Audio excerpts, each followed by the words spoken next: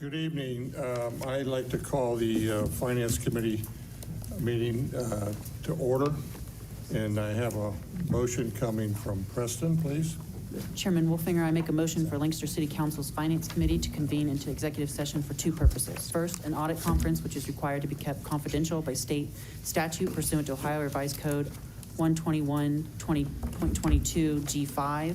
And second, for a conference with the law director concerning disputes involving the city that are subject of imminent court action. The executive session should include the following individuals: Finance Committee members, all council members, Council President Porter, Mayor McDaniel, Service Safety Director Woody, Auditor Nettles, Law Director Hall, Treasurer Stoughton, and the first portion shall include any of the city's independent auditors who are present. And roll call. Corey? We need a second. We need a second. I need a second. Somebody. Thank you. I'll do it. Well, we'll start with you. Yes? Yes. Yes. Yes. Yes, we're now in executive session.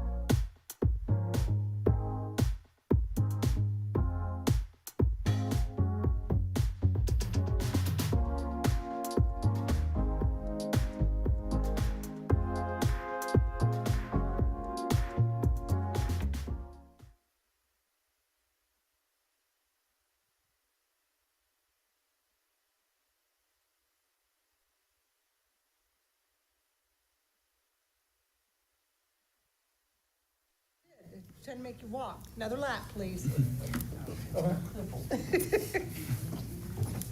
Thank you. Okay, well, I need a motion to come out of executive session and return to business. Chairman Wolfinger, I make a motion for Finance Committee to leave executive session and return to its regular meeting at this time. Second. Thank you. We have a motion and a second to leave executive session and return to our normal agenda. Roll call. Mr. Ailes. Yes. Mr. Ayers. Yes. Yes. And yes, we are now back in our real meeting.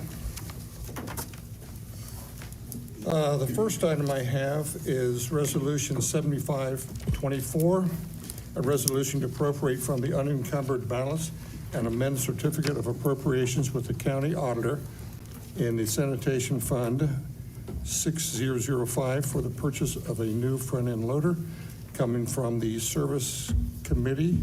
Mr. Ailes. Yes. Sean's here to give us the information. Yep. Good evening, everyone. So this legislation, we had originally planned on a rear load and a new front load for this year. The prices, unfortunately, as we have all seen, keep rising. I have the majority of the money in the budget in the equipment line item. This is to fill a void from the rear load I got earlier on in the season. Was something that was going to be delayed out until mid-2025, and we found one that was on the ground that we were able to have a body attached to. So we have it in fleet now. So that was a increase because it was a tandem axle truck instead of a single axle truck, which wasn't a total surprise there on the difference in cost. The front load, however, the 2022 we have cost $274,000 when we bought it in 2022. It's not the one we're replacing. We're actually replacing a 2017, but it's a twin truck that we're going to purchase if this passes. And the new truck is now $394,000. So just things are taking big jumps. Hopefully, we're hearing that, and that was actually not even the on Sourcewell. That was about the lowest bid I could find on a front load, unbelievably. So the on the flip side, we did sell off this year. We sold off an old 2011. The truck that came in for rear load was replacing a 2011 truck. We got about $52,000 out of it through Gov Deals, and then we had sold off a side load that brought 140. So we've roughly brought in $192,000 and revenue off of 2 truck sales. So it's sort of what I'm asking for is a wash in my, my enterprise fund, and our revenue has been steadily holding with the projections that I thought it would with the rate increase that we did last year. All right. Any questions? Thank you. All right, thank you. And your second will be, Elena? thank you. 3 readings. Yes. Thank you very much. Next item is temporary resolution 76-24, resolution to accept the recommendations of the Tax Incentive Review Council for the continuance of the 2006 Edie Road tax incremental financing agreement, the 2023 Timber Top tax increment financing agreement, and Lancaster Community Reinvestment Areas pursuant to Ohio Revised Code 570985C, I, and E. That is coming from Finance Committee. And Auditor Nettles, I believe you would. Yes, this is our annual Tax Incentive Review Council meeting, which was held on Wednesday, June 26th at 9 a.m. in City Hall. This is required. We're required by statute to meet annually to discuss whether it be Edie Road, Timber Top, and or the CRAs. So everything was fine through it, and then the meeting minutes are attached if anybody wants to review. But yes, we need the approval of council annually. Okay, questions from council? You're going to look at 3 readings, Yes. and Councilman Ehlers, will you second? Thank you. Next item is temporary resolution 77-24, a resolution to amend permanent resolution 110-23, authorizing the Service Safety Director to enter into a contract for the construction of the Independence Boulevard and East Main Street culvert replacement projects and to declare an emergency. And this is coming from Water Pollution Control. Councilman Wade. Yep, thank you, Mr. Chairman. We have several pieces of legislation up tonight and a few suspensions as well. This is a stormwater project that unfortunately has been beset by delays and utility conflicts, and I'd like to call Stephen up to where he needs to provide more details. Thank you, Councilman. So as noted by Councilman Wing, unfortunately, this is our culvert project on East Main Street. We're replacing two culverts there between Sells Road and Linwood Lane. And as noted, between both culverts, we've actually had 5 utility conflicts. Unfortunately, both culverts have been in conflict with the AT&T duct bank, the gas line, and then one of them was in conflict with the water line.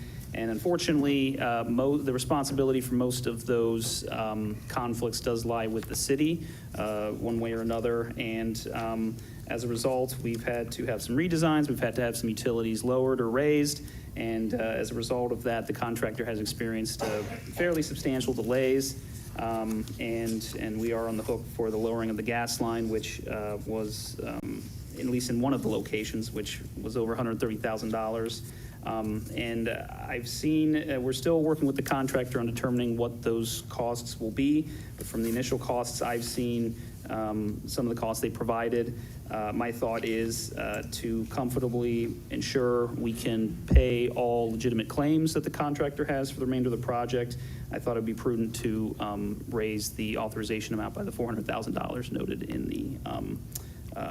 in the legislation here. And as always, this is just authorizing up to that amount. We certainly are very diligent and look closely at the claims that the contractors do submit to make sure all the numbers make sense and all the costs are legitimate. So, obviously we're only spending money that we need to and we have to. But again, so we don't have to come back hopefully a third time for additional raises. Again, like I said, I thought we should be able to comfortably finish this project with that increased authorization there.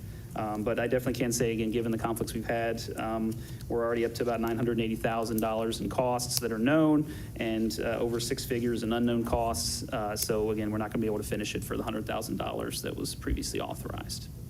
I'd be happy to get in any more specifics if desired, but that's kind of a high-level overview there. Yes. Just out of curiosity, when we are doing projects like this, what work is done to determine what utilities are there? I guess I'm confused how we're not aware of these utilities going into this project. Sure. So I can say for the case of the water and the gas line, we did have both departments go out and do a procedure called potholing. Basically, they kind of drill a small hole. They'll shoot a high pressure hose and kind of create a slurry, vacuum it out to create a void to get down and determine what the depth of the location or the utility is at that location. And this past summer, past year, we did have gas and water pothole both of their utilities at both locations. And based on the information we gathered and what we passed along to our engineer, it was our understanding from our engineer that the assumption was that we were clear of those utilities. Now, again, these are still pretty new, and we've had some additional surveying done, more detailed surveying when the utilities have been opened up to try to determine where that issue went wrong. We want to make sure that it is whether the responsibility is on the contractor or on us. We want to make sure, again, we know exactly where that lies so we can adjudicate these claims. But as of now, it's not totally clear where that bus came from. Again, we felt with the design going in that we would clear those utilities. Obviously, we were wrong, and we're paying the price now and dealing with those. We still have to do investigation to determine exactly why those elevations were off. So I don't have a specific answer on these, but those were the steps that were taken. We did take those steps, thought we took the measures that were necessary to make sure we were clear of those. because, yeah, this is obviously something we wanted to avoid. So I can't say that with regards to the water and the gas. With regards to the AT&T duct bank, again, we would have done that. The issue, unfortunately, in that case was when we were doing design, and we do an OOPS call, High Utilities Protection Service, to figure out where all the utilities are located. In the case of the AT&T duct bank, they did not come out and mark that line, so we were not aware that was there during design. And we did not know until our contractor was ready to come out on site. They do their own OOPS call, and then they came out at that point. But, you know, obviously at that point it's too late. Everything's designed, contractor's there on site, mobilized, traffic's been, you know, pushed over and all that. And so we had to deal with that there. So I do need to investigate the legalities surrounding that, and if there's a possibility we could recover some costs for that. Again, I need to get legal input on that as to, you know, if they failed in their duties there, you know, regarding the OOPS laws and whatnot. But so that's the issue we ran into on the AT&T line. Yeah. So hopefully, does that answer your question, Yeah, Councilman? that answers that Okay. question. Just one more question. When, as a department, did you guys determine that you would need more money?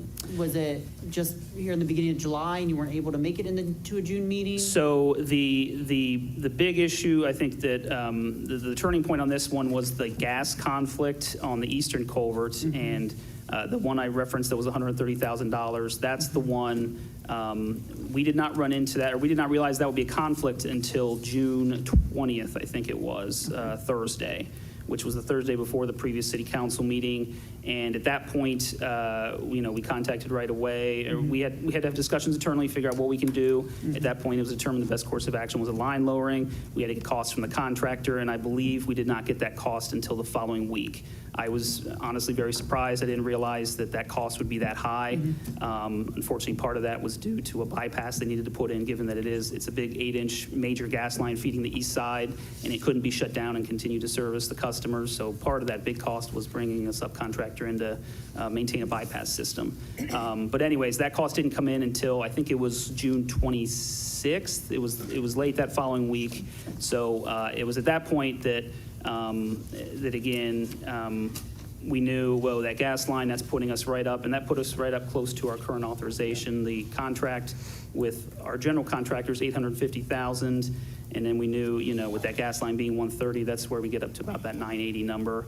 And then knowing we had the claims, we didn't see any costs from the contractor until the first week of July in terms of some of their claim costs. So really, it was that gas line. Once we saw that, I'm like, oh yeah, we are not going to be able to get this done for under that number. But again, by that point, it just was not possible for us to bring that in. So that's why I'm coming in, this being the first meeting, and that's, again, part of why I'm asking for suspension tonight in one reading, so we can, again, adjudicate those claims that are owed to the contractor for their legitimate losses and costs. Thank you. Yeah, thank you. Doesn't our GIS department have depths of all the utilities, the water and gas throughout the city? In some cases, we do, and in some of the newer utilities, they do. It's, I think, common for the water department, they could speak on that, but in gas to GPS some of their utilities and get depths on the newer things, the newer utilities. But these utilities are pretty old. I know the gas was built, I think, in the 60s, and it was lowered in the 70s when it was, the original culverts we're replacing were put in.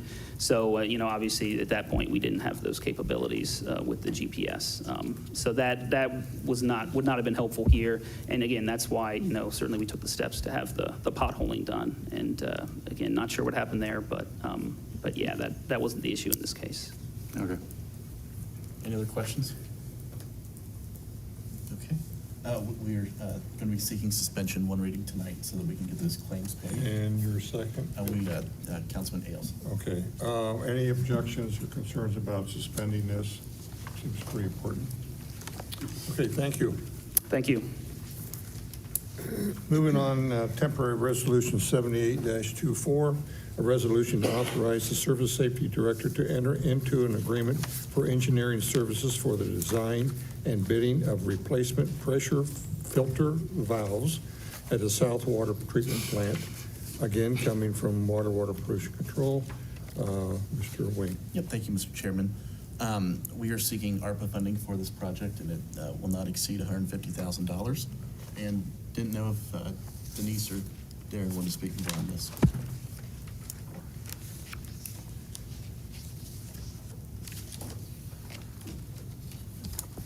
Good evening. We are slowly and surely working through these South Water Plant projects. And the last one is getting the filters back in shape. In this case, it's, we want to switch out the kind of valve, and Darren wants to change to a valve that's more efficient. But it requires some electrical changes, which is beyond my poor civil engineering background. So we need to have an engineer come in, put the plans together so we can put that out to bid. So that's what this legislation will do. And again, Tricia wants all of our ARPA money under purchase order by the end of September. So I've got this time period here. Yep, so we're only meeting once this month, and to meet the deadline, we're going to have 2 readings on this piece. 2 readings, thank you. Any And questions? Your second is, Ms. Teener? Yes. Any questions? Okay. thank you. Next is temporary resolution 79-24, a resolution authorizing the Surface Safety Director to advertise for bids to construct the Zane Alley Sewer Replacement Project, water pressure control, and Mr. Wayne. Yep. This is for a combined sewer that runs along Broad Street to Zane Alley. And didn't know if Denise wanted to add anything else. Yes, in fact, it's the sanitary sewer that's right outside this building. Several years ago, we found major problems with the sewer line, and we had a contractor come in and excavate it to try and make a repair. And what we found was the AT&T duct bank was sitting right on top of it. I mean, right on top of it. In fact, we think that's the reason the line was damaged. So we buttoned everything up and said, well, let's try a trenchless replacement, which is the sewer lining program that we do. We bid the project out. The sewer liner came in, and then the first thing they do is they video the line. And he took one look at it and said, no way, I can't do this. So we're back to trying an open excavation. So we contacted AT&T and told them that they had to move their line. It's in our right-of-way. Their right-of-way permit says if we tell them they have to move it, they have to move it. So we told them by June 1st. I know they've been out working. So we're ready to bid this project. And we're trying to squeeze it in between the festival and the end of paving season. So again, we've got some schedule issues here. Okay. Any questions? So we'll be doing 2 readings on this so we can get the construction started during construction season still. And it is, I'm sure I get this right here, Mr. Ailes will be my second. Next is temporary resolution 80-24, a resolution authorizing the Surface Safety Director to dispense with competitive bidding for sole source providers for filter reconstruction for the South Water Treatment Plant. Again, water pollution control. Mr. Wayne. Yes, thank you, Mr. Chairman. This is to declare Hungerford and Pelton, the companies, to replace the pressure filters as they did this the first time. And I didn't know if you want to add anything else, All right. Denise. So these are back to the pressure filters with the valves that we were just talking about. We've had some issues with them. We've had some aggressive cleaning that has kind of mixed up the media. And Saturday, when Darren said that we weren't having a gravel media in the new plant, that's one of the reasons why, is so we don't have this mix of media. And the filters are about 25 years old. So we need to go in, replace the media, and rebuild and replace some parts in there. Hungerford and Terry is the manufacturer of the pressure filter, so we have to use their equipment. That makes them a sole source provider. They gave us a quote for $269,000.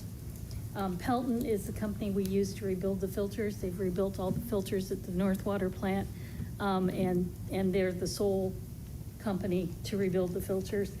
They gave us a quote of $369,000. That installs the equipment and brings in the sand and puts the sand in and gets our filters back into shape.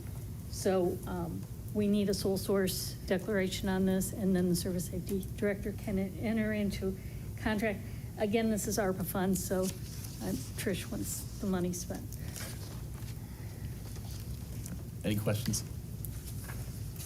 So 2 readings, we can meet the ARPA funds deadline, and Councilwoman Teeter will be my second on this.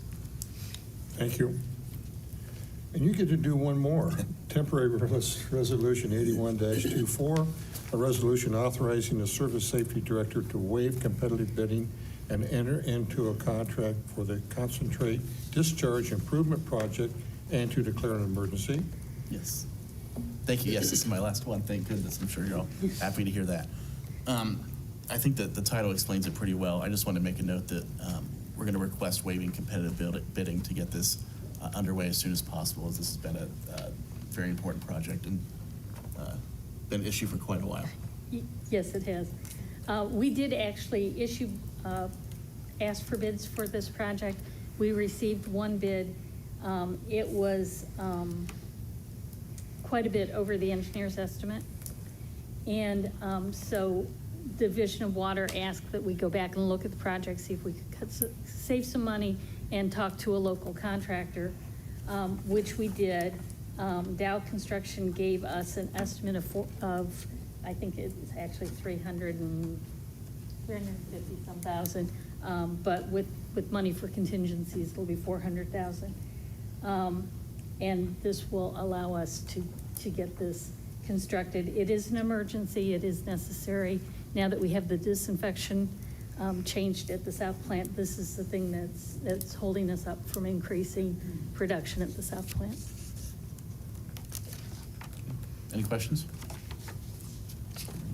2 readings will give us adequate time to manufacture the equipment needed. So we'll do this in 2 readings, and Councilman Ailes will be my second. Very good. Thank you. Thank you. Thank you, Denise. Temporary Resolution 82-24, a resolution to amend Permanent Resolution 58-24, authorizing the Service Safety Director to enter into a contract for the installation of a new HVAC system for the Lancaster Police Department, appropriate from the unencumbered balance, and amend certificate of appropriations with the county auditor in the .45 Police and Fire Levy 2021 Fund 2051, and to declare an emergency coming from safety. And Mr. Pizchak. Thank you, Mr. Chair. Well, once again, we are getting closer to that HVAC system, so close to getting that taken care of. So I'll turn that over to Chief Snyder. Good evening. This obviously isn't new information to council, but I'll give a quick, brief overview just so you have context of where we're at today. You previously authorized us to enter into bidding for the HVAC project, which is desperately needed at the police department, that we started in around May of 22. We've completed that bidding process. The previous authorization was for $1.9 million. Luckily, we did not cross the $2 million mark, and we stayed right in that neighborhood. However, we are the highest bid that we are willing to consider is 1.927, so we're just over. So unfortunately, a portion of this is strictly language. The other portion, however, the 2051 account, that is to take care of construction contingencies. So we don't anticipate, with as much engineering work as we've done into this project, we don't anticipate seeing anything in that realm, but we are asking to take unencumbered funds from the 2051 and move them into the improvement accounts in 2051, just in case they start digging into the PD and find contingencies that they need during construction. I've got nothing to add to that. Thank you, Chief. I'll get up here and talk for 8 hours about it if you want me to. And your second? Councilmember I Teener. do have one Sure. question, though. Can you let us know how long this has been going on, that you guys have been dealing with all this? Because it's been a long time. I can only speak to my optics. I think May of 22 is when it officially stopped working. So Okay. we had emergency legislation at that time. Right. For $1.5 million. And we did have a company lined up that thought they could get it done for about that amount. But we knew by the time we got bidding done and all that we'd be around the 2 million range. So here we are, unfortunately. And to add to that, we have been paying for how many years for an external air conditioner? So this Yeah. has just been something that we have to rent. So Yeah. they've been living with that cost as well. It's about $50,000 a pop. So we go from May until October, and it's $50,000 for that unit to run that. So it's been needed for a long time, so Yeah. it's Yes. been years. Yeah. Is this a boiler chiller system, or is it? Chiller. The boilers were replaced. This is strictly, well, I shouldn't say strictly because it will talk to the boiler system. But the chiller and air handlers are officially what Deep Six. How many square foot in the building? Oh, gosh. Well, I mean, when it comes to HVAC, they have a different numbers than we do area because we're not heating or cooling all of the building. But this particular chiller that is going in should get up to around 6,000 square feet, which is over what we are providing HVAC for now. But also it has a capability to, if there is an expansion in the future, it has a capability to take care of that. Thank you. Okay, and how many readings? One. I'm going to ask for suspension. Okay, any other questions?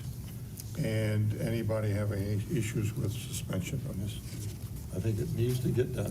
By way of good news, the engineers did state that if they start this project immediately, that it will be done by next spring. So we won't have to be renting that equipment again.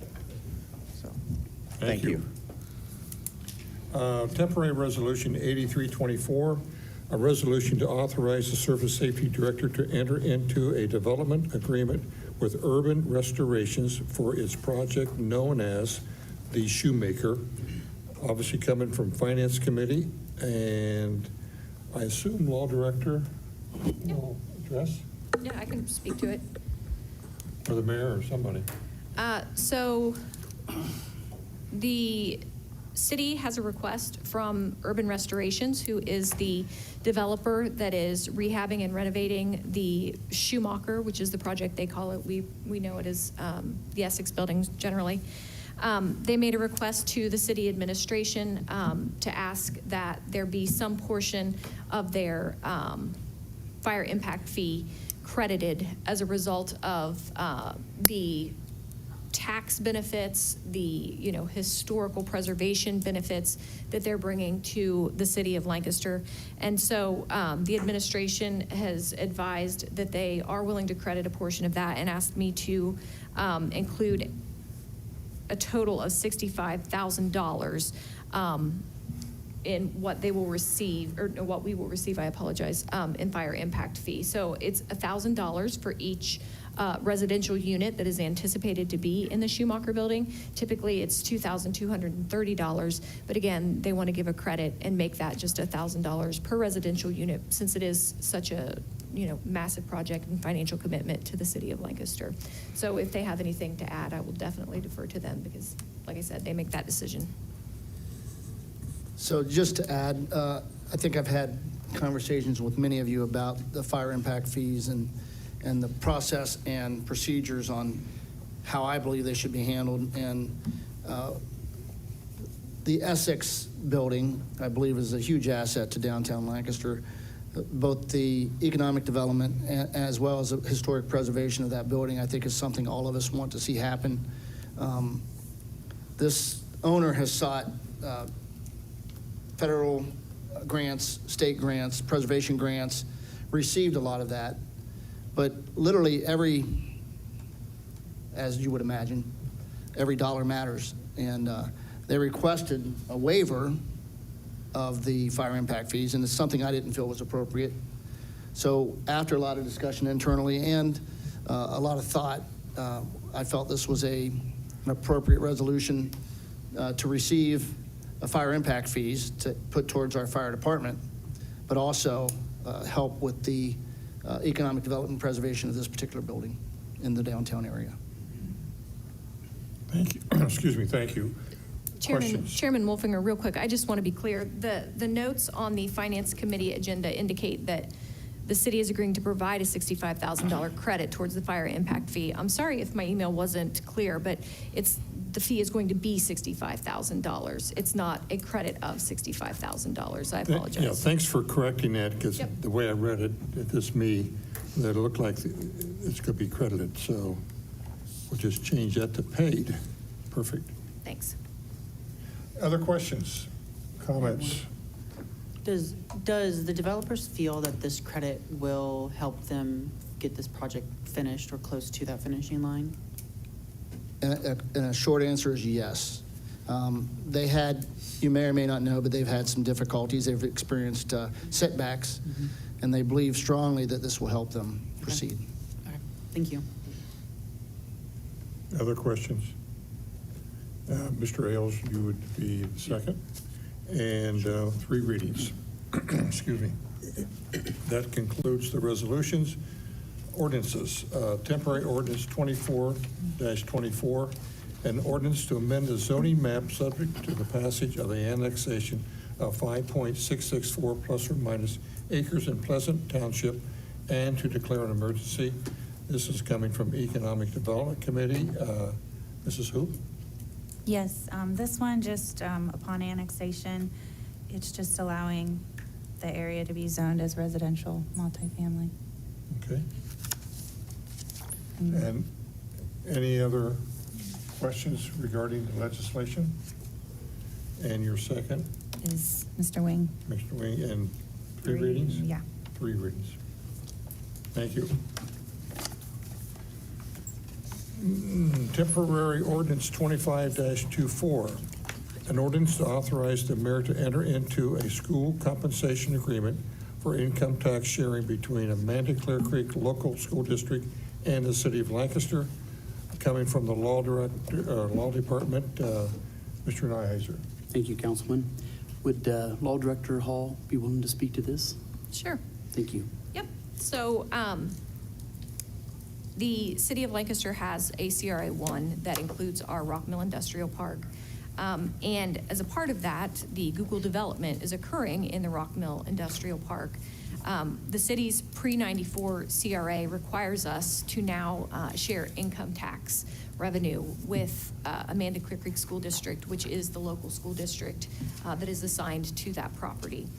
So we have entered into an agreement, or we have negotiated agreement rather, I apologize. We're asking for you to approve entering into the agreement with Amanda Clear Creek Local Schools for the income tax sharing compensation contract that was included as a exhibit with your legislation.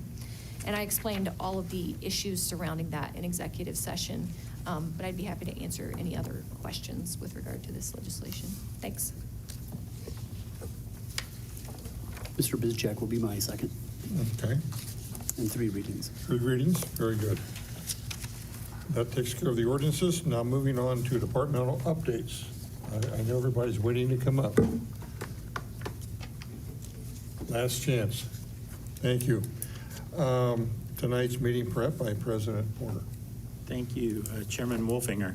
Tonight we have an in-focus special presentation with the Environmental Engineering Department, and we also have several items in new business to discuss. That'll be all. Thank you. Excuse me. Do we have any other items for Finance Committee that needs to be discussed or addressed? I see none.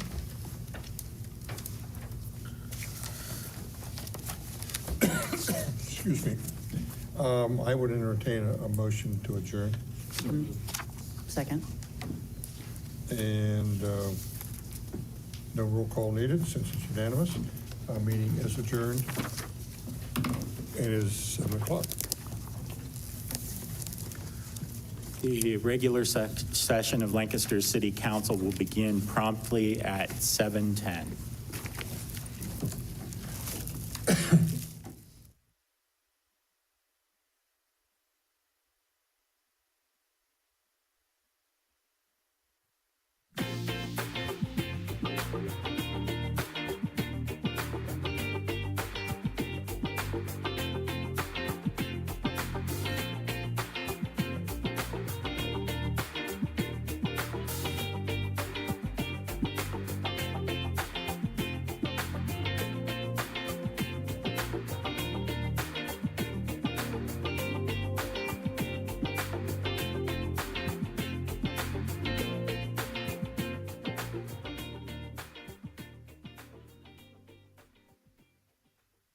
Hi, I'm Dan Singer with the Ohio Glass Museum. Our museum was established to reflect the importance of the glassmaking industry in Lancaster and Fairfield County. We value the support to help preserve that history. This July, we are once again excited to be chosen by the Buckeye Cares program. This means the Buckeye family will make a donation with every vehicle sold this month.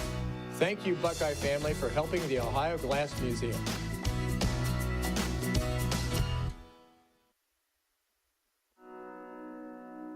The Frankie Smith Funeral Home and Crematory in Lancaster and the Johnson Smith Funeral Home in Baltimore have a long and wonderful history of serving our community.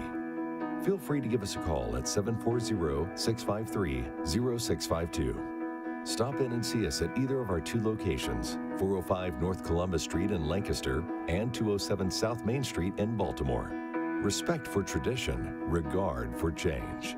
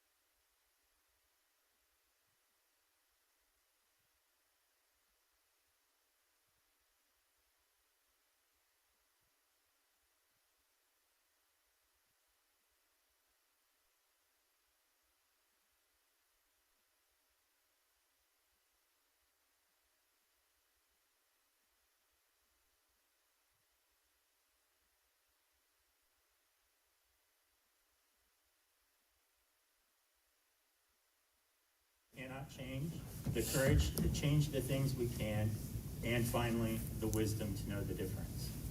Please join me in the Pledge of Allegiance. Or wait, excuse me. I got to call us to order. The regular session of Lancaster City Council is now in session. I pledge allegiance to the flag of the United States of America and to the republic for which it stands, one nation, under God, indivisible, with liberty and justice for all. Please call the roll. Mr. Ehlers. Here. Mr. Ailes. Here. Mr. Bizjack. Here. Mrs. Hoop. Here. Mr. Luchtenberg. Here. Mr. Nyheiser. Here. Mr. Schoonover. Here. Ms. Teener. Here. Mr. Wing. Here. Mr. Wolfinger. Here. Let the record reflect all 10 members of Lancaster City Council are present.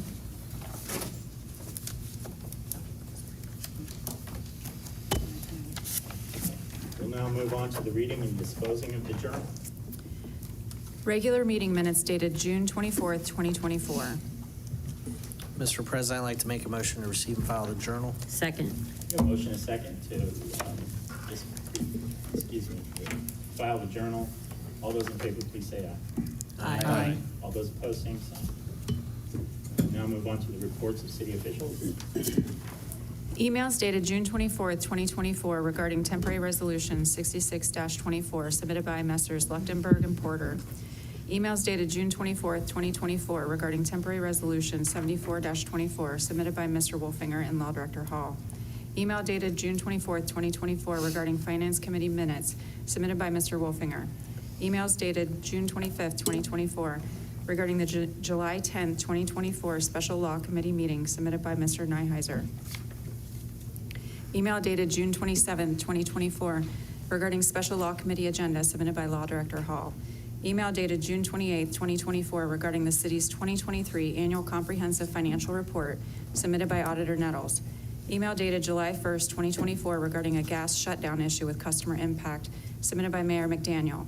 Email dated July 3rd, 2024, regarding an Auditor of State fraud training requirement submitted by Auditor Nettles. Email dated July 3rd, 2024 regarding the July 10th, 2024 Parks Department Public Input Meeting submitted by Superintendent Gayfield. Email dated July 8th, 2024 regarding Administrative Services Committee minutes submitted by Mr. Luchtenberg. Series of emails dated July 10th, 2024 regarding legislation for the Police Department HVAC submitted by city leaders. Email dated July 10th, 2024 regarding Special Law Committee minutes submitted by Mr. Nyheiser. Email dated July 10th, 2024 regarding the 5th Ward Council position submitted by Mr. Nyheiser. Email dated July 13th, 2024 regarding Finance Committee agenda submitted by Mr. Wolfinger. Mr. President, I'd like to make a motion to receive and file the reports of city officials. Second. We have a motion and a second to receive and file the reports of city officials. All those in favor, please say aye. Aye. All those opposed, same sign. Next to the communications. Notice to legislative authority of a new liquor license to DG2 Properties LLC, DBA Doghouse Tavern, located at 701 Reese Avenue and Patio, Lancaster, Ohio 43130, submitted by the Ohio Division of Liquor Control, 6606 Tussing Road, Reynoldsburg, Ohio 43068. Mr. President, I'd like to make a motion to receive and file the communications. Second. We have a motion and a second to receive and file the communications. All those in favor, please say aye. Aye. All those opposed, same sign. We'll now move on to special presentations, with this month's In Focus special presentation being environmental engineering.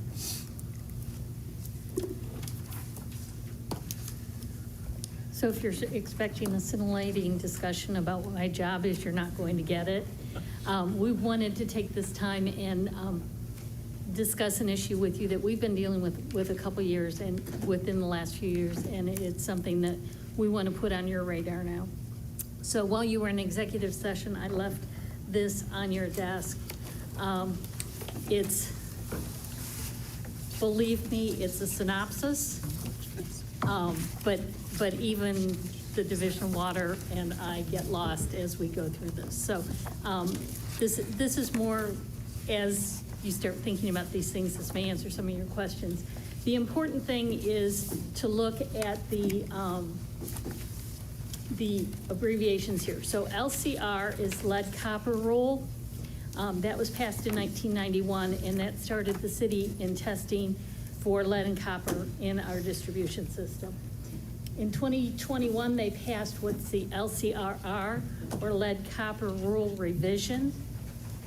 And that's the rules that we're currently operating on, and I'm going to explain to you tonight. And then LCRI is the, not ironically, lead copper rule improvements. And so I'll be telling you about that too. These are not yet enacted, they've just been proposed.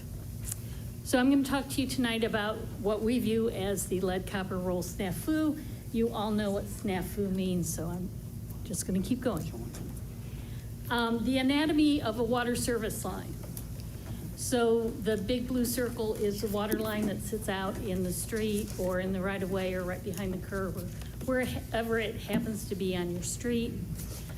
Between the main water line, there's a service line. It may or may not have what we call a gooseneck. That's the flexible line that comes from the main line into your service line. And it goes up to a curb stop. That's the extent of the publicly owned water service line. From the curb stop to your meter is a private water line. So we've spent the last couple of years going through our records and trying to identify what may be the materials of these lines. Approximately 95% of what you see up there in blue is copper in the city. The Division of Water, when the lead copper rule first came out, got very aggressive about eliminating water on the public side of the system. So there's probably 5% out there we don't know about, we're working through. But 95% of what's in blue is copper within the city. On the private side, approximately 30% of our 17,000 service lines were built after 1988. They are considered lead-free because lead solder was banned in 1988. About 30% we've already identified as copper lines. And the other 40% is either unknown or what's classified as galvanized in need of replacement. So we have been working to get this inventory and kind of see what the magnitude of our problem is. It's important to know that US EPA assumes everything is lead unless we can physically document that it's not. So under the LCRR, the lead copper rule revision, which is what we're currently working with, it was issued in 21. By October 16th of this year, we must submit a service line inventory that identifies what all of our service lines are, and we are allowed to identify them as unknown. We have to have a replacement plan. There's some public notification that comes into place, and there's some school and child care monitoring that comes into place in October of this year. And then starting next year, we're required to do water tap monitoring. This is not what, that's not a bad way to put it. So we do annual lead copper monitoring. This is an enhanced 6-month sampling. We already had to do this because we changed treatment processes at the South plant and we're bringing the new North plant online. So this isn't anything out of the ordinary for us. This is something we were going to have to do anyways. A little bit about the service line replacement plan. We have to identify strategies to figure out these unknown lines. We have to have a procedure for a full service line replacement. So they will no longer accept that we can replace our side and the homeowners are on their own. If we replace our side, we have to offer to replace the homeowner's side also.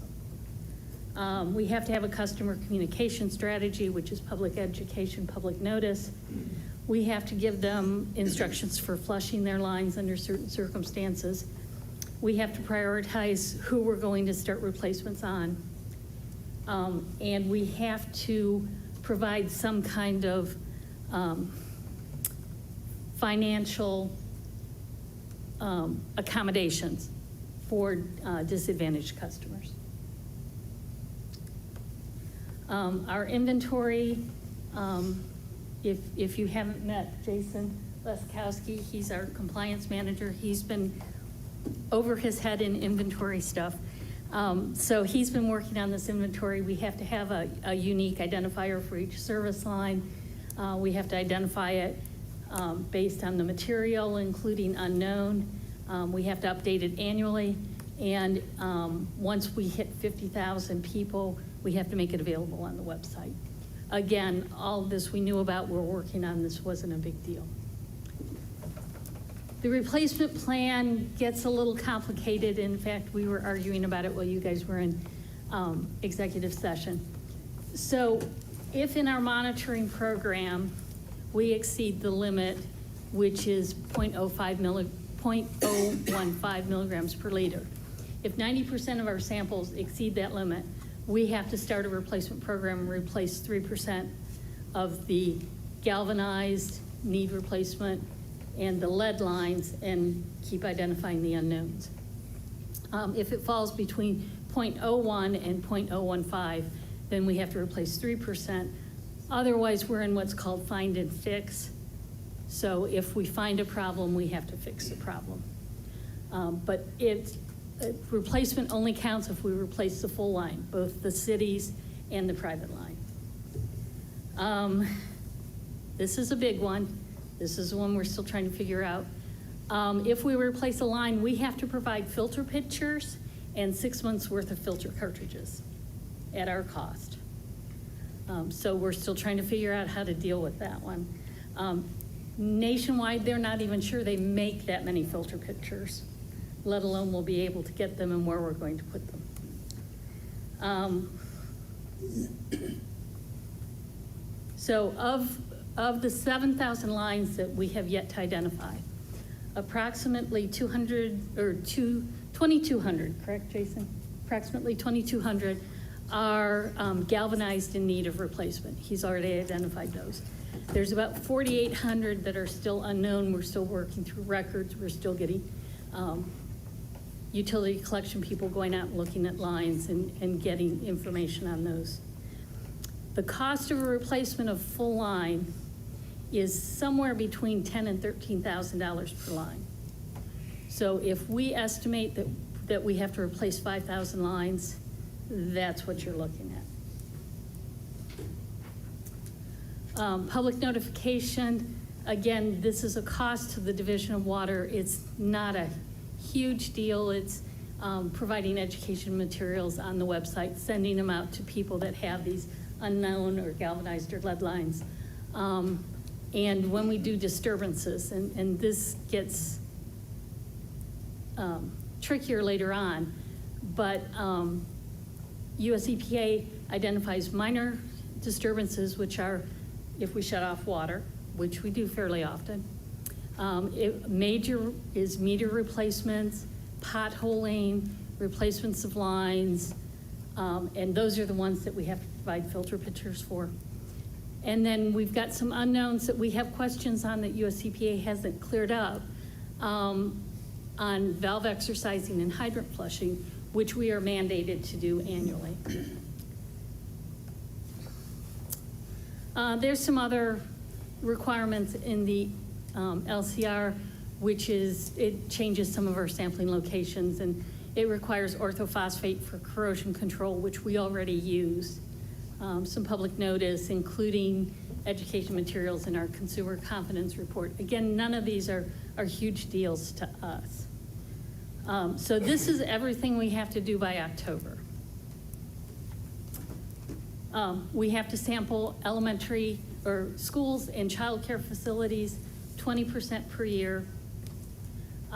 We have to sample secondary schools within the first 5 years. We have to sample upon request, so this is going to start getting pricey for us if people start asking for samples and we have to sample. The good news is that they exempt all facilities that were constructed after January 1st, 2014, which is the majority of our schools.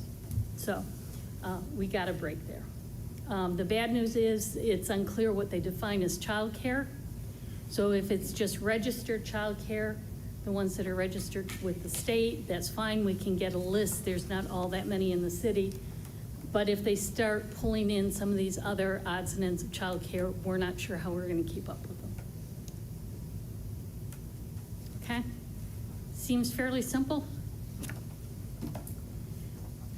We were fine. We were working towards that way. We had started our inventory. We had started looking at plans. And December of 2023, they issued the LCRI. This completely changed everything. It changed some compliance dates. We still have to submit the inventory and the replacement plan in October of this year, but it stretches out some of the other sampling and when we start doing things. But it requires that we replace 10% of the lines every year, and that it has to be complete by 2037. So again, that becomes a significant, from 1% a year to 10% a year, becomes a significant cost increase at $10,000 to $13,000 per line. Again, US EPA assumes everything is lead unless we can document it otherwise. So we have to go out and physically document these. It also changes what's considered the action level from 15 micrograms per liter, which is 0.015 milligrams per liter. It changes it to 10. It changes some of our sampling protocols, but it now requires us to identify and take into consideration house plumbing. And we don't know how we're going to do that. They're also changing the sampling protocol. Currently, we take a liter of water and sample it. Now they're requiring 5 liters of water in 1 liter increments. So you sample the first liter and the 5th liter. What Arcadis, who's been working with us on this, has found out that there's a significant increase in the amount of samples that exceed when you go to a 1 and 5. So you're seeing from 4% for the 1 liter to 12% when you do 1 and 5. So this is going to push more systems into non-compliance and into those replacement programs. The service line replacement is pretty much, the replacement plan is pretty much the same thing under the LCR, except that we have to identify and correct legal requirements. So that's things into, we can't work on private property, or how do we spend public funds on private property? Do we have the authorization to do it? What kind of authorization do we need? Again, it's 10% of lines per year. We must offer to replace the owner side. We must offer funding support, not just accommodation for low income. Again, we estimate 5,000 to 7,000 lines at a cost of 10,000 to 13,000 per line. The inventory does not change too much, except we now have to go back and look at what those little goosenecks were. Under the current rules, we don't have to worry about the goosenecks. Again, we're not too concerned about that because, again, Division of Water was very aggressive about that.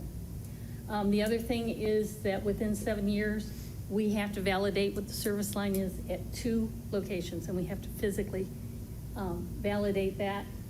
So that means we have to go out and dig up lines. There's a whole complicated communication when we do replace a line, and it involves contacting people and notifying them and providing them with filter pictures and going in and doing sampling. So this gets a little pricey again for us. Under the LCRI, if there's a change of ownership, within 6 months we have to offer to replace their line if it is galvanized, unknown, or lead. And we've got a 1-year period that we have to make reasonable offers.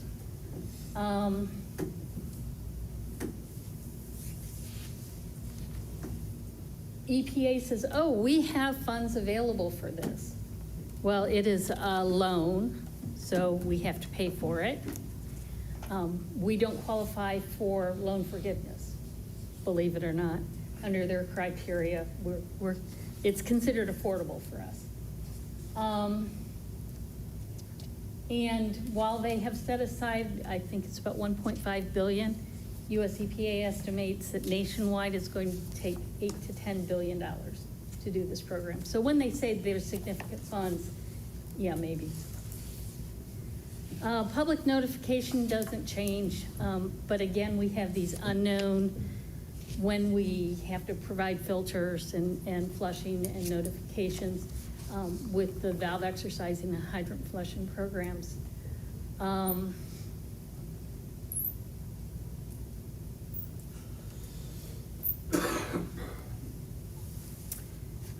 And then there's some additional notification. We have to provide sample results within 3 days of our receiving them and send notices. We are required to sample upon request.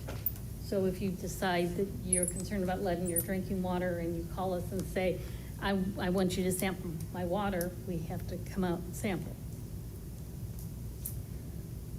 So when will this rule come into effect? We don't know.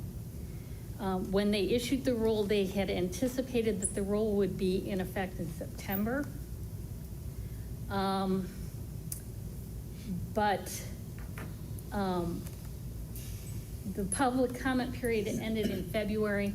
When I checked on Friday, they had 200,000 comments. So they have a lot to get through before they can finalize the regulations. The 2024 election may change time schedules. And the new unknown is based on the recent Supreme Court decisions and the lawsuits that will follow is did US EPA exceed their congressional authorization? So we don't know. It could be this year, it could be never.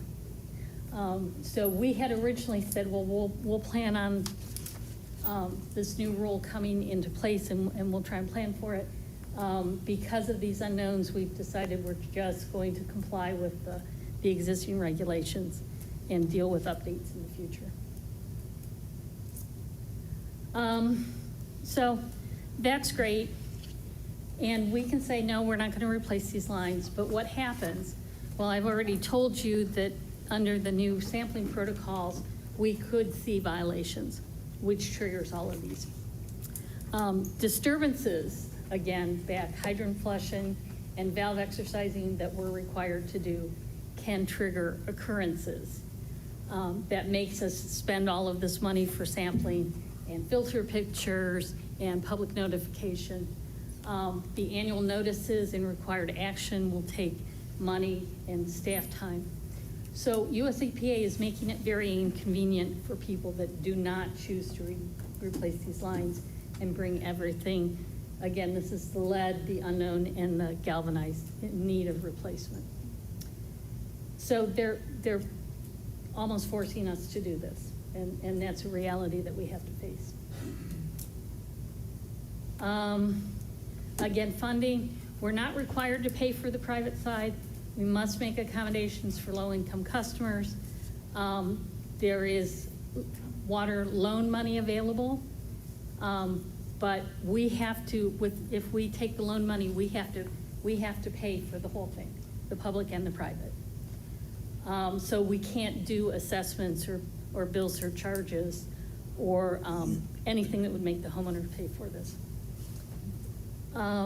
So some of the things we're looking at to pay for this would be assessments and bill surcharges. We've discussed with the administration, is this something that the whole system should pay for? And we think that's really unfair for 5,000 customers out of 17,000. So we don't have an answer on funding. We don't know what we're going to do yet. This is one of the things we're still in discussion So with that, I will take any questions. Feel free to ask Jason and Darren also. They're in it with me. So, Councilmember Wolfinger. Dumb question, but if you go in your basement, and that's where your water service comes in, you look at the pipe coming from the wall, and if it's copper, could you assume it's all copper or No. galvanized? I wouldn't think so, but yet you have to dig it up somewhere. Because, and Jason, maybe you can answer this a little bit more, but there could be repairs. So even in our case, we may have installed a short pipe copper as we made our connection to the house connection. So if somebody's made a repair, we don't know what's in between. And that's one of the things that they say, oh, you have to verify 2 places, and we don't know.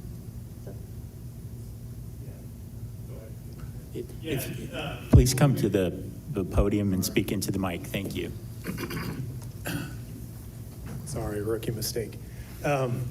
Yeah, like Denise said, when we replace a galvanized service line, a lot of times we'll put a short piece of copper between the curb stop and if the property side is galvanized. So we're going to try to verify in 2 places. Eventually we'll get there. We only have to have 1 spot on each side of the stop for the inventory, but I think we have 7 years or something like that to do 2 spots.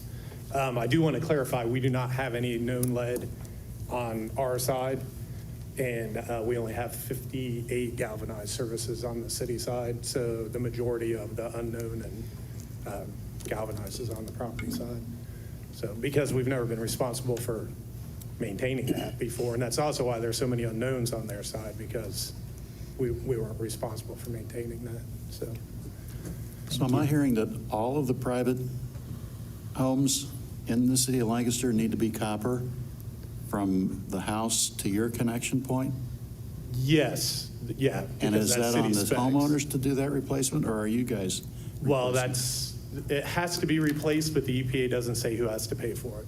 We're responsible for making sure it gets done, but that's what Denise was saying as far as trying to figure out financing Can strategies. a lot of that be done by boring up to the house and then just digging at the house where you connect through the foundation? Well, they can actually bore through the foundation into the basement if there is a basement. I mean, it'll just depend if it's crawl space or I mean, has a rather full than digging up basement. the or- lot, they can bore it, and that Right. would be the preferred methodology?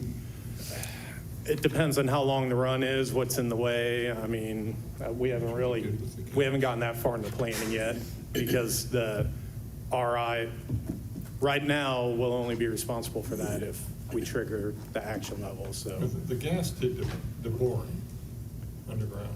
Yeah, the gas department does. They directional bore most of their services, which, I mean, we've talked about, we're weighing all of our options. We've talked about possibly boring them and doing the work ourselves, contracting with plumbers. I mean, but again, that's only if the LCRI goes into effect or we trigger an action level, so. I believe Councilmember Hoop had a question. Yeah, I just had a quick question. Denise, when you say 10 to 13,000 to replace the lines, is that just the public portion? No, that's the entire line. That's the private, the homeowners do. Okay, that's all. Engineer Cruz, I did have a question.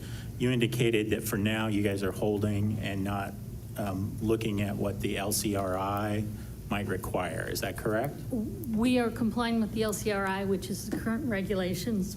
Okay. Our plan is not going to include those things in the LCRR, which will get more detailed into the funding and our replacement plan and how we're going to manage replacing 10% of the services per year. Yeah, help me I'm just wanting to clarify here. I thought the LCRR was the current regulation. You're correct. Okay, all right. So we're not going to comply with the LCRI right now. Correct. Until we know if that is even going to come to fruition. Right, and I think Mayor McDaniel can speak to some of that because there's been a discussion with the mayors also. Okay. Yeah, I mean, this is a proposal that we initially thought would take place now, and it's been put on hold. Denise addressed the recent Supreme Court decision about rulemaking and the authority of federal rulemaking bodies. The Supreme Court appears to have taken some of that away, and there should be some challenges coming on that. That's probably going to hold things up for a little while. But also, these are proposals that, again, may or may not actually become rules. Okay. So, Mr. Mayor, have we ballparked the dollar amount we would be looking at if we had to replace? Denise gave me an alarming figure. Do you remember what that was? So at $10,000 for 5,000, we're talking millions. Yeah, we're talking about 50 million. Okay. For that. So if, at 10,000, so if it's higher, it's, or if we discover more, we're basing these on some unknown, you know, what we found and how we project it. So somewhere between 50 and $90 million. So the Ohio Mayor's Alliance and others have approached legislators about how do we get this type of unfunded mandate, with all of us agreeing that we don't want lead in our drinking water. So we're on board with that idea. It's just, how does the city of Lancaster come up with $500 million on water alone? And then how do other communities like Lancaster, I mean, we're talking for the state of Ohio, billions of dollars, an unfunded mandate that could kick in as quickly as tomorrow or never. But we still have to plan for it, and that's why we're having this discussion. And one of the frustrating things for us is we've never had lead copper exceedance. We've had a couple of bad samples, but we've never had anything that would put us into any of this action level. So what is our most recent sample level? Anybody know that answer?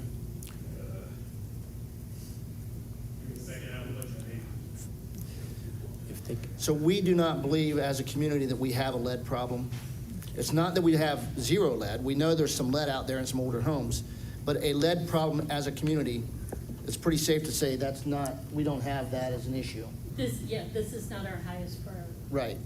In 23, it was 8, what was that, parts per million? Shy of the 0.1. So it's 10, yeah. Yeah. 10 would be the action So we're shy level. of that target number where these mandates kick in. So we're still waiting. Oh, sorry, 0.8. Yeah, 0.8. Sorry, our highest is, well, we had some 5s, 1.9, 0.6. Do we exceed it, Darren? If you're, Do we please exceed come the to the level? podium if you're going to provide information, because they need to get it out for folks. We have not exceeded it, no. Okay, so we haven't exceeded the level. So this discussion is important. You should be aware of these things. But we're in a pretty good situation. Our drinking water is safe. A lot of work has went into making that happen. So I guess we need to wait and see what the federal government does. Thank you. And Thank you. Service that's where Safety we're at. Director Woody, did you have a comment? I noticed you were, Well, Mayor got my comment. okay, thank you. I'll just kind of add on that we have been talking to legislatures, specifically our congressman. We've met with him and talked with him, letting him know that, yes, we do not want lead in our water. However, the unfunded mandate part would be very difficult for most municipalities and governments, and so we were asking him to take that into consideration when he's representing us. Thank you. So I would say that conversation was vitally important to all of us, and he was taking that back to Congress, and he was going to address it with his colleagues, and had the same concerns we had. Understanding some of those rules were put in place before he took office, so he's discovering some of these things as we're discovering some of these things. And I'm talking about Congressman Balderson. Thank you. So he's on board with trying to help the best he can, and I think other people are on board with trying to help the best they can, but we all have to agree that we want to keep lead out of drinking water and keep water safe for people to consume. So that's where we're all at here. Thank you. I know the Division of Water, we've been aggressively looking into this and looking at our knowns, unknowns. We're hoping to have within possibly 5 years to 7 years at the longest, all the city side up to the curb. replaced on the city side. So the only thing we'll be looking for is on the customer side. So, and I'm hoping, do you think, Jason, potentially in 5 years, if we stay aggressive on it? So, and then we just gotta look at some timelines and maybe get creative on the customer side, how, I agree with Denise, I don't think it's fair for all the ratepayers to pay for a handful of the other ratepayer service lines. Maybe if we could get creative, looking at when homes sell, that line has to be replaced. All your ideas, if you guys could throw in some ideas and how we can mitigate this and get through this. Anything that we can do to stay ahead of the game. And if this requirement comes in, we know the city side should be done, and we'll just have to be looking at the property side of the others. So, as we hear more, we'll keep you guys updated. If you guys have any questions for Denise, Jason, or I. Are there any further questions from council at this time? Seeing none, we thank you for your presentation this evening. Thank you very much. We were hoping for a ray of light, but ultimately, it's a little bit more serious than that. There's no ray of light in my job. No, but I'm glad that folks are able to hear what is going on and the challenges that we face. So thank you. We move on now to the agenda and petitions and memorials. There are none. Now we move to the time for permission of voters and taxpayers to address council. Is there anybody here this evening who would like to address council at this time? Seeing none, we thank you for coming. Reports of standing committees. Administrative Services Committee minutes dated June 5th, 2024, submitted by Mr. Leuchtenberg. Finance Committee minutes dated June 24th, 2024, submitted by Mr. Wolfinger. Special Law Committee minutes dated July 10th, 2024, submitted by Mr. Nyheiser. Mr. President, I'd like to make a motion to receive and file the reports of standing committees. Second. We have a motion to receive and file the reports of standing committees. All those in favor, please say aye. Aye. All those opposed, same sign. We now move on to reports of special committees. Correction on that prior reading. Special Law Committee minutes dated July 10th, 2024, submitted by Mr. Nyheiser, should be under those reports of special committee minutes. We'll note that. Might have a motion to receive and file the reports of special committees. Make that motion to receive and file special committee minutes. Second. We have a motion and a second to receive and file the reports of special committees. All those in favor, please say aye. Aye. All those opposed, same sign. We have no public hearing this evening. We now move on to the reading of resolutions. With the third reading of temporary resolution 6324. A resolution authorizing the mayor to enter into a pre-annexation agreement with Double Bogey Holdings LLC for parcel number 027-003-5940, consisting of 5.664 plus or minus acres in Pleasant Township, and to declare an emergency. Coming out of Economic Development, sponsored by Mrs. Hoop, seconded by Mr. Wing. Councilmember Hoop. Yes, Mr. President, I'd like to make a motion that council pass, engross, and enter upon the written record temporary resolution 6324. Do we have a second? No second. We have a motion and a second to pass, engross, and enter upon the written record temporary resolution 6324. Discussion, Councilmember Hoop. No, other than this is just the property we've been talking about on Sheridan Drive. Okay, thank you. Is there any further discussion? Hearing none, please call the roll. Mr. Ehlers? Yes. Mr. Ailes? Yes. Mr. Bizcheck? Yes. Mrs. Hoop? Yes. Mr. Leuchtenberg? Yes. Mr. Nyheiser? Yes. Mr. Schoonover? Yes. Ms. Teener? Yes. Mr. Wing? Yes. Mr. Wolfinger? Yes. Temporary resolution 6324 passes 10-0. Temporary resolution 6424. A resolution authorizing the mayor on behalf of the city of Lancaster, Ohio, to accept the material terms of the new national opioid settlement with Kroger Company. Coming out of finance, sponsored by Mr. Wolfinger, seconded by Mr. Ehlers. Councilmember Wolfinger. Yes, Mr. President, I would like to make a motion that council pass, engross, and enter upon the written record resolution temporary numbered 64-24. Second. Excuse me. We have a motion and a second to pass, engross, and enter upon the written record temporary resolution number 6424. Councilmember Wolfinger, any discussion? Yes, this resolution authorizes the city to agree to the national opioid settlement with Kroger, amount to be determined at a later date. Thank you. Any further discussion? Hearing none, please call the roll. Mr. Ehlers? Yes. Mr. Ailes? Yes. Mr. Bizcheck? Yes. Mrs. Hoop? Yes. Mr. Luchtenberg? Yes. Mr. Neiheisser? Yes. Mr. Schoonover? Yes. Ms. Teener? Yes. Mr. Wing? Yes. Mr. Wolfinger? Yes. Temporary Resolution 6424 passes 10-0. We'll now move on to second reading of resolutions, beginning with Temporary Resolution 6724. A resolution to reduce the appropriations from the Municipal Court Special Project Fund 2037 and amend the certificate of appropriations with the county auditor. Coming out of finance, sponsored by Mr. Wolfinger, seconded by Mr. Ehlers. Councilmember Wolfinger. Second reading. Second of three readings on Temporary Resolution 6724. Temporary Resolution 6924. A resolution to authorize the Service Safety Director to advertise for bids for the Tiki Road Pump Station renovation project. Coming out of Water Pollution Control, sponsored by Mr. Wing, seconded by Ms. Teener. Councilmember Wing. Thank you, Mr. President. I'd like to make a motion that council would suspend its rules and waive the third reading of temporary resolution 69-24. Second. We have a motion and a second to suspend the rules and waive the third reading of Temporary Resolution 6924. Councilmember Wing, any discussion? This is just to get under contract. Okay, thank you. Any further discussion? Hearing none, please call the roll. Mr. Ehlers? Yes. Mr. Ailes? Yes. Mr. Bizcheck? Yes. Mrs. Hoop? Yes. Mr. Luchtenberg? Yes. Mr. Neiheisser? Yes. Mr. Schoonover? Yes. Ms. Teener? Yes. Mr. Wing? Yes. Mr. Wolfinger? Yes. Motion to suspend the rules and waive the third reading of Temporary Resolution 6924 passes 10-0. Councilmember Wing.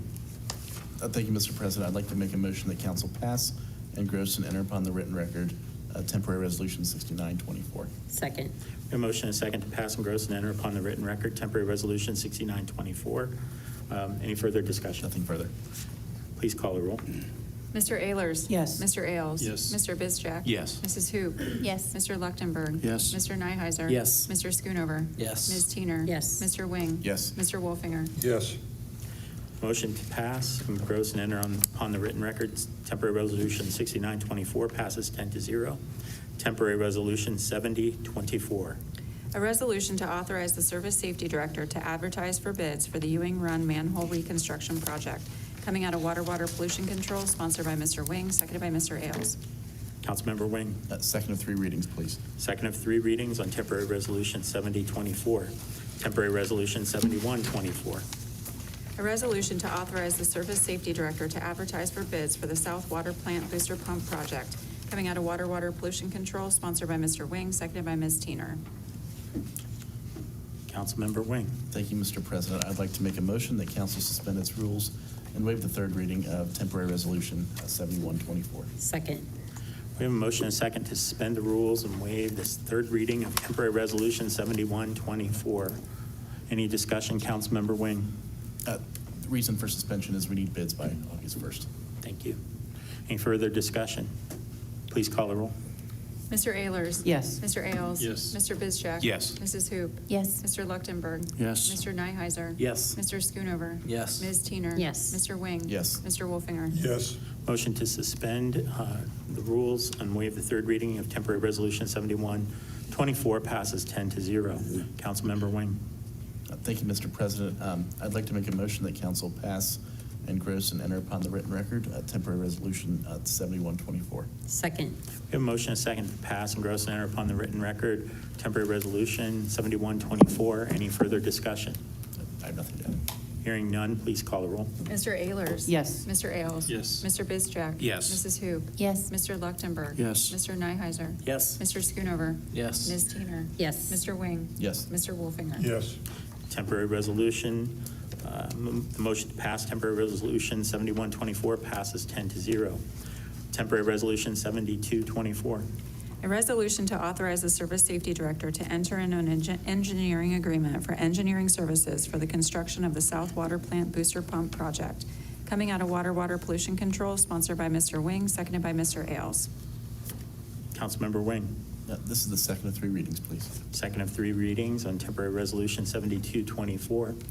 Temporary resolution 7324. A resolution to authorize the auditor to complete 2024 budget transfers as needed to complete the Public Transit Fund 2021 transition to Fairfield County. Coming out of finance, sponsored by Mr. Wolfinger, seconded by Mr. Ehlers. Councilmember Wolfinger. Yes, second of three readings. Second of three readings on temporary resolution 7324. We'll now move on to the first reading of resolutions with temporary resolution 7524. A resolution to appropriate from the unencumbered balance and amend the certificate of appropriations with the county auditor in the sanitation fund 6005 for the purchase of a new front-load garbage truck. Sponsored by coming out of service, sponsored by Mr. Ailes, seconded by Mrs. Hoop. Councilmember Ailes. First of three readings, please. First of three readings on temporary resolution 7524. Temporary resolution 7624. A resolution to accept the recommendation of the Tax Incentive Review Council for the continuance of the 2006 Edie Road Tax Increment Financing Agreement, the 2023 Timber Top Tax Increment Financing Agreement, and Lancaster's community reinvestment areas pursuant to Ohio Revised Code 5709.85 C1 and E. Sorry, C, I and E? Yes. Okay. Yeah, I and E. Councilmember Wolfinger. First of three readings. First of three readings on temporary resolution 7624. Temporary resolution 7724. A resolution to amend permanent resolution 110-23, authorizing the Service Safety Director to enter into a contract for construction of the Independence Boulevard and East Main Street culvert replacement projects and to declare an emergency. Coming out of Water Pollution Control, sponsored by Mr. Wing, seconded by Mr. Ailes. Councilmember Wing, the man of the evening. Thank you, Mr. President. I'd like to make a motion that council suspend its rules and waive the second and third reading of resolution numbered 7724. Second. We have a motion and a second to suspend the rules and waive the second and third reading of temporary resolution 7724. Any discussion, Councilmember Wing? We had a very thorough discussion in finance. The reason for suspension is just to be able to pay the contractor. Thank you very much. Please call the roll. Mr. Ehlers? Yes. Mr. Ailes? Yes. Mr. Bizjack? Yes. Mrs. Hoop? Yes. Mr. Lechtenberg? Yes. Mr. Nyheiser? Yes. Mr. Schoonover? Yes. Ms. Teener? Yes. Mr. Wing? Yes. Mr. Wolfinger? Yes. Motion to suspend the rules and waive the second and third reading of temporary resolution 7724 passes 10-0. Councilmember Wing. Thank you, Mr. President. I'd like to make a motion that council pass, engross, and enter upon the written record the resolution temporarily numbered 7724. Second. We have a motion and a second to pass, engross, and enter upon the written record temporary resolution 7724. Any discussion? Nothing further. Hearing none, please call the roll. Mr. Ehlers? Yes. Mr. Ailes? Yes. Mr. Bizjack? Yes. Mrs. Hoop? Yes. Mr. Lechtenberg? Yes. Mr. Nyheiser? Yes. Mr. Schoonover? Yes. Ms. Teener? Yes. Mr. Wing? Yes. Mr. Wolfinger? Yes. Temporary resolution 7724 passes 10-0. Temporary resolution 7824.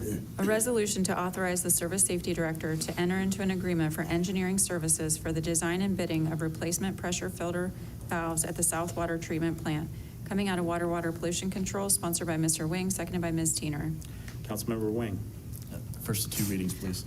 First two readings, temporary resolution 7824. Temporary resolution 7924.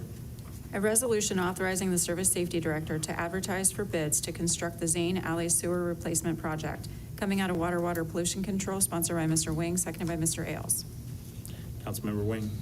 First of two readings, please. First two readings on temporary resolution 7924. Temporary resolution 8024. A resolution authorizing the Service Safety Director to dispense with competitive bidding for the sole source providers for filter reconstruction for the South Water Treatment Plant. Coming out of Water Pollution Control, sponsored by Mr. Wing, seconded by Ms. Teener. Councilmember Wing. First of two readings, please. First two readings on temporary resolution 8024. Temporary resolution 8124. A resolution authorizing the Service Safety Director to waive competitive bidding and enter into a contract for the Concentrate Discharge Improvement Project and to declare an emergency. Coming out of Water Pollution Control, sponsored by Mr. Wing, seconded by Mr. Ailes. Councilmember Wing. First of two readings, please. First of two readings on temporary resolution 8124. Temporary resolution 8224. A resolution to amend permanent resolution 58-24, authorizing the Service Safety Director to enter into a contract for the installation of a new HVAC system for the Lancaster Police Department, appropriate from the unencumbered balance, and amend the certificate of appropriations with the county auditor in .45 Police and Fire Levy 2021 Fund 2051, and to declare an emergency. Coming out of safety, sponsored by Mr. Bizjack, seconded by Ms. Teener. Councilmember Bizjack. Thank you, Mr. President. I would like to make a motion that council suspend its rules and waive the second and third readings of resolution temporarily numbered 82-24. Second. We have a motion and a second to waive the rules and waive this, to suspend the rules and waive the second and third reading, temporary resolution 82-24. Councilmember Bizjack. I have nothing at this time, Mr. President. Thank you. Hearing no further discussion, please call the roll on the motion to suspend. Mr. Ehlers? Yes. Mr. Ailes? Yes. Mr. Bizjack? Yes. Mrs. Hoop? Yes. Mr. Lechtenberg? Yes. Mr. Neuheiser? Yes. Mr. Schoonover? Yes. Ms. Teener? Yes. Mr. Wing? Yes. Mr. Wolfinger? Yes. Motion to suspend the rules and waive the second and third reading of temporary resolution 82-24 passes 10-0. Councilmember Bizjack. Thank you, Mr. President. I would like to make a motion that council pass, engross, and enter upon the written record temporary resolution 82-24. Second. We have a motion and a second to pass, engross, and enter upon the written record temporary resolution 82-24. Councilmember Bizjack, any further discussion? Nothing to add since our discussion with the Finance Committee. Thank you, Mr. President. Hearing no further discussion, please call the roll. Mr. Ehlers? Yes. Mr. Ailes? Yes. Mr. Bizjack? Yes. Mrs. Hoop? Yes. Mr. Lechtenberg? Yes. Mr. Neuheiser? Yes. Mr. Schoonover? Yes. Ms. Teener? Yes. Mr. Wing? Yes. Mr. Wolfinger? Yes. Motion to pass, engross, and enter upon the written record temporary resolution 82-24 passes 10-0. Temporary resolution 83-24. A resolution to authorize the Service Safety Director to enter into a development agreement with Urban Restorations for its project known as the Schumacher. Coming out of Finance, sponsored by Mr. Wolfinger, seconded by Mr. Ailes. Councilmember Wolfinger. Yes, this is first of three readings. First of three readings on temporary resolution 83-24. We will now move on to the reading of ordinances. There is no third readings. We'll move to second readings with temporary ordinance 23-24. An ordinance to amend permanent ordinance 34-23 and to declare an emergency. Coming out of Finance, sponsored by Mr. Wolfinger, seconded by Mr. Ailes. Councilmember Wolfinger. Thank you, Mr. President. I would like to make a motion that council suspends its rules and waives the second or the third reading of ordinance number 23-24. Second. We have a motion and a second to waive the third reading of temporary ordinance 23-24. Any discussion? This is to regrade a water construction supervisor from 19 to 18. Thank you. Any further discussion on the motion to suspend? Hearing none, please call the roll. Mr. Ehlers? Yes. Mr. Ailes? Yes. Mr. Bizjack? Yes. Mrs. Hoop? Yes. Mr. Lechtenberg? Yes. Mr. Neuheiser? Yes. Mr. Schoonover? Yes. Ms. Teener? Yes. Mr. Wing? Yes. Mr. Wolfinger? Yes. Motion to suspend the rules and waive the third reading of temporary ordinance 23-24 passes 10-0. Councilmember Wolfinger. Excuse me. Mr. President, I'd like to make the motion that council pass, engross, and enter upon the written record ordinance 23-24. Second. We have a motion and a second to pass, engross, and enter upon the written record temporary ordinance 23-24. Any further discussion, Councilmember Wolfinger? No. Hearing none, please call a roll. Mr. Ehlers? Yes. Mr. Ailes? Yes. Mr. Bizjack? Yes. Mrs. Hoop? Yes. Mr. Lechtenberg? Yes. Mr. Neuheiser? Yes. Mr. Schoonover? Yes. Ms. Teener? Yes. Mr. Wing? Yes. Mr. Wolfinger? Yes.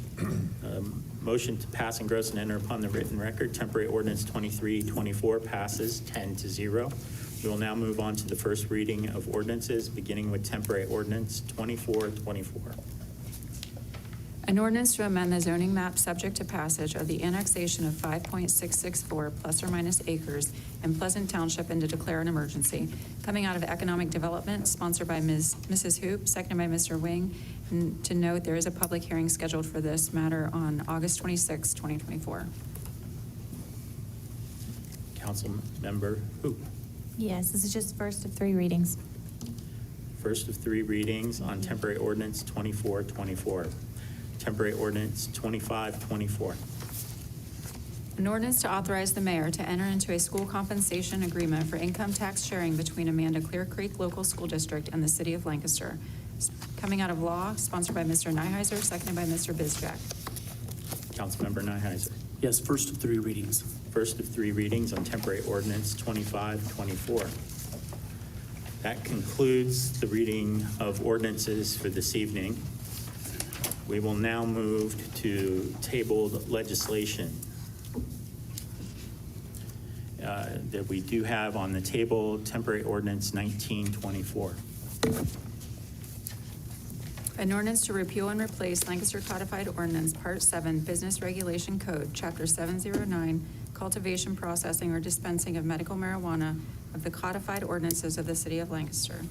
Coming out of law, sponsored by Mr. Nyheiser, seconded by Mr. Wolfinger. And this is tabled legislation. Correct. Mr. President, I'd like to make a motion that council remove from the table temporary ordinance 1924. Second. We have a motion and a second to remove from the table temporary ordinance 1924. This is a non-debatable motion. We will now call the roll. Mr. Ehlers? No. Mr. Ailes? No. Mr. Bizjack? Yes. Mrs. Hu? Yes. Mr. Leuchtenberg? Yes. Mr. Nyheiser? Yes. Mr. Schoonover? Yes. Ms. Teener? No. Mr. Wing? Yes. Mr. Wolfinger? Yes. You guys are making it hard for me to keep tally, but it appears that the motion to remove from the table has, excuse me, Okay. has passed 7-3. I was good tallied up. Councilmember Nyheiser. Yes, Mr. President, I'd like to make a motion to replace ordinance temporarily numbered 1924 by replacing it with ordinance temporarily numbered 1924 star as given to the clerk in writing prior to tonight's meeting. Second. We have a motion and a second to replace temporary ordinance 1924 with 1924 star as given to the clerk in writing prior to the meeting. We will now move to call the roll. Mr. Ehlers? Yes. Mr. Ailes? Yes. Mr. Bizjack? Yes. Mrs. Hu? Yes. Mr. Leuchtenberg? Yes. Mr. Nyheiser? Yes. Mr. Schoonover? Yes. Ms. Teener? Yes. Mr. Wing? Yes. Mr. Wolfinger? Yes. The move to replace temporary ordinance 1924 with temporary ordinance 1924 star passes 10-0. Councilmember Nyheiser. Thank you, Mr. President. I'd like to make a motion that council pass, engross, and enter upon the written record ordinance temporarily numbered 1924 star. Second. We have a motion and a second to pass, engross, and enter upon the written record temporary ordinance 1924 star. Councilmember Nyheiser, discussion. Yeah, the original piece of legislation was an indefinite ban on the selling, or an indefinite ban on dispensaries in the city. This star piece of legislation amends that and places just a one-year moratorium that requires council to revisit this by the end of next year. We believe that this gives the city time to see what the state decides to do with regulations and dispensaries, also to investigate issues of zoning and see the impact of dispensaries in other communities. Thank you. Any further discussion from council members? Councilmember Ayers. I just want to add a comment. I apologize, I wasn't able to make the special law committee. I spoke to the chairman about that before, so I thought I'd make a comment tonight. Personally, I am against passage of this legislation, even including the moratorium, for three main reasons. One being this was passed by the voters with about 55% in the city. I believe it was about 6,200 to about 5,100, similar in that area. So I don't think as elected officials we should be disavowing the will of the voters. And number two, in that year, as of now, the General Assembly has not done anything. They are on recess and should not return until about sometime between September and November.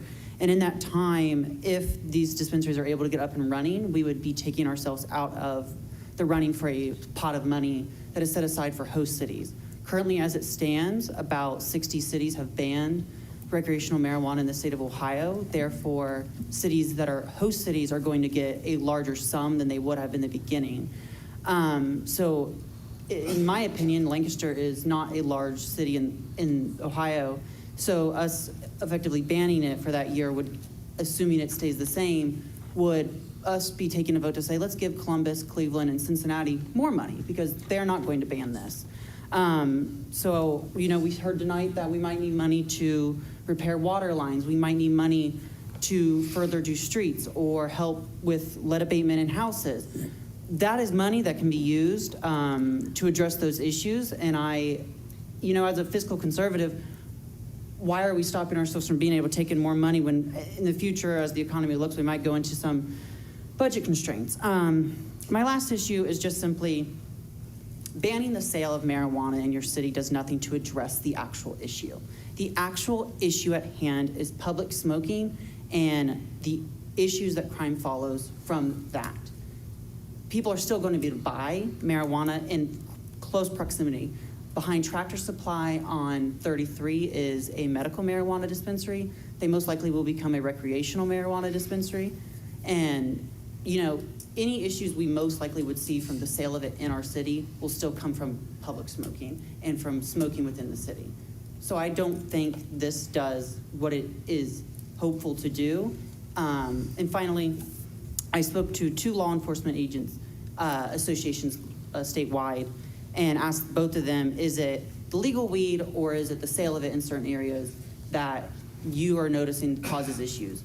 Both those associations told me that they found no correlation between the sale of it and crime. It was always the legalization of it and crime. And unfortunately, it's already legalized. We're not going to change that. That's all. Thank you. Any further discussion from council members? Seeing none, we have a motion and a second to pass, engross, and enter upon the written record temporary ordinance 1924 star. Please call the roll. Mr. Ehlers? No. Mr. Ailes? No. Mr. Bizjack? Yes. Mrs. Hoop? Yes. Mr. Leuchtenberg? Yes. Mr. Nyheiser? Yes. Mr. Schoonover? Yes. Ms. Teener? No. Mr. Wing? Yes. Mr. Wolfinger? Yes. Motion to pass, engross, and enter upon the written record temporary ordinance 1924 star passes 7-3. Are there any other pieces of legislation to come before council this evening? Hearing none, we'll move to unfinished business. Is there any unfinished business at this time? Now move on to new business. Before everybody, I just wanted to make everybody aware that we do have the proposed 2025 City Council meeting schedule dates. Clerk Kreitz put this together for us. We will put forth legislation to have these meeting dates approved, but we wanted to provide this to council members in advance to receive any feedback, and also to get this out and have an awareness as soon as we can for purposes of planning your personal schedules. So that particular piece of business will be on a future meeting to pass that. We also have a moment here. Councilmember Nyheiser does have a brief presentation for us regarding a trip that certain council members made to Maumee, Ohio. Yes, this is not a presentation, just a statement. I follow a... You don't need slides to do a presentation. That's right. I follow a nonprofit organization called Strong Towns. They help communities improve through urban planning, concepts such as walkability, mixed-use zoning, infill development. And I saw a post on there that there's a city up by Toledo, Maumee, who is a Strongstown community. They've been recognized by Strongstown. They entered into a competition and became and won that competition for applying Strongtown principles in their community, and not just in their downtown, but community-wide. So this isn't a downtown thing. It starts downtown, but it's intended to be a community-wide philosophy. I was joined by Councilman Bizjack and Councilman Ailes, as well as Brian Everett. We got to meet with the city administrator. He talked to us about the process. We got to talk to him about how they began and built consensus, how this has impacted their community.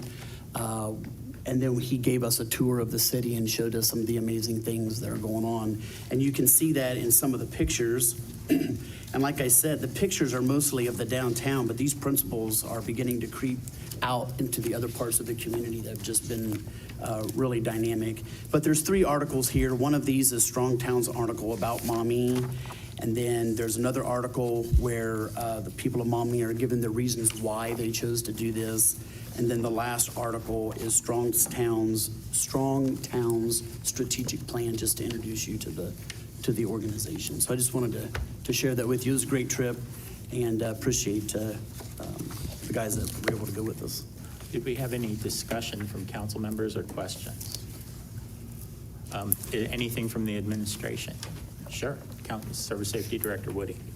I would just say, I wasn't able to attend that, but I hear that it went really well, so Yeah. I would love to get together with yourself and hear a little bit more about that, and include Yeah. our city planner, Chaslyn Carter. Fantastic. So that she can also learn a little bit more about their program and what they're doing. Great. I'll reach out to you about that. Thank you. Thank you, Councilmember Nyheiser. I encourage council members when they're planning meetings or informational gathering to get with us, and we can schedule you and into new business to talk about that, so all council members and the administration can hear that information. We really appreciate the effort that goes into that, and want everybody to hear about these things as they happen. Continuing in new business, I do have something that we have to do that I'm not really looking forward to, but Councilmember Nyheiser has an announcement for everybody. Yeah. I just recently took a position with Village of Baltimore as their administrator, and whereas that's a great personal move and a great move for my family, the downside to that is their village council meetings are on the same evenings as Lancaster City Council meetings. And so I begged and pleaded and tried to negotiate, and I didn't get anywhere. So I just wanted to say thank you so much to all the council persons and the administration. I've learned so much, and I think the thing I've learned the most is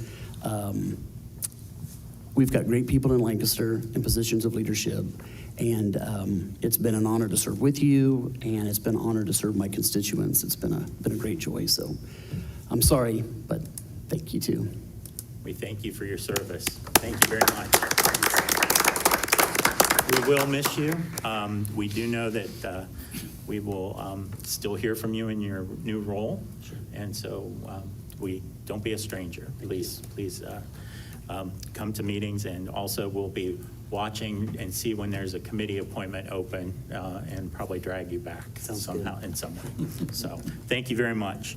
One other item for new business that we will want to keep in mind, we are currently working with the auditor's office and some other council members and the administration. We are going to put together a brief training for council members, and we're looking at the date of September 14th. That's already been vetted as a Saturday, non-Ohio State weekend game day. So we're going to be looking at that, and we've had some feedback from council members that they would like more information about how the budget process works, how funds are set up, those kind of things. And it'll be important as we move into budget season and towards the end of the year here. So we're going to be setting that up with everybody. So looking forward to doing that. And we're also going to do a bit of strategic planning. We'll notify it as a public meeting, so we'll be all okay. So just wanted to let everybody know that. Any other new business from any council members at this time? Mr. President. Sure. Councilmember Wing. I just wanted to thank everyone who came to the tour of the North Water Plant to see the progress of how that's going. It's quite state of the art, and it's going to benefit the city for decades to come. And just want to remind everyone, we'll do the same at Upper Hocking on August 10th, Saturday morning. Thank you, Councilmember Wing, for making that arrangement for everybody to attend those. I think it's very informative. Thank you. Any further new business from council members at this time? Hearing none, we'll go to announcements of scheduled meetings. Upcoming regular sessions of council, August 12th at 6:30 p.m., August 26th at 6:30 p.m. During the August 26th meeting, we'll have a special presentation by the City IT Department and a public hearing on temporary ordinance 24-24. Thank you. Special scheduled meetings. There are none. Regularly scheduled committee meetings. For the next 30 days, Economic Development, July 25th at 7:30 a.m., City Hall, 1897 Conference Room. Water Pollution Control, July 26th at 7:30 a.m., City Hall, 1897 Conference Room. Safety, August 2nd at 8 a.m., City Hall, 1897 Conference Room. Law, of August 5th at 7:30 a.m., City Hall, 1897 Conference Room. Public Works, August 9th at 7:30 a.m., City Hall, 1897 Conference Room. Finance, August 12th at 6 p.m., Council Chambers. And Code and Zoning, August 12th at 8 a.m., City Hall, 1897 Conference Room. Thank you. Reading of bills. There are two, both for the publication of legislation to MNCO, one for $130.83, and the second one for $100.54, for a total of $231.37. Mr. President, I'd like to make a motion to pay the bills. Second. A motion and second to pay the bills. All those in favor, please say aye. Aye. All those opposed, same sign. We have no need of an executive session. I take a motion to adjourn. Mr. President, I would like to make that motion. We adjourn. Second. A motion and second to adjourn. All those in favor, say aye. Aye. Thank you, everybody. Please stay and sign your legislation.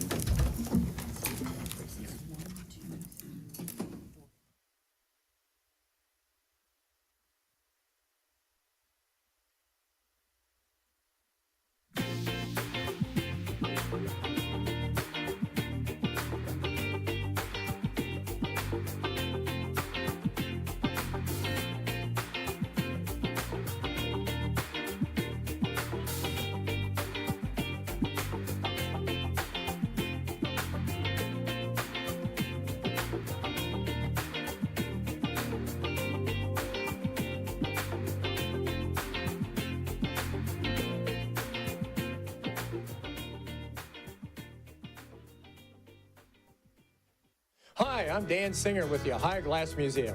Our museum was established to reflect the importance of the glassmaking industry in Lancaster and Fairfield County. We value the support to help preserve that history. This July, we are once again excited to be chosen by the Buckeye Cares program. This means the Buckeye family will make a donation with every vehicle sold this month. Thank you, Buckeye family, for helping the Ohio Glass Museum.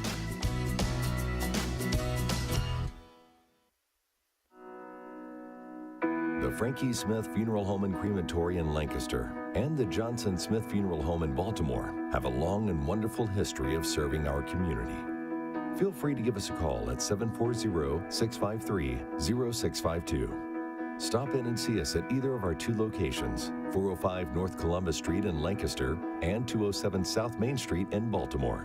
Respect for tradition, regard for change.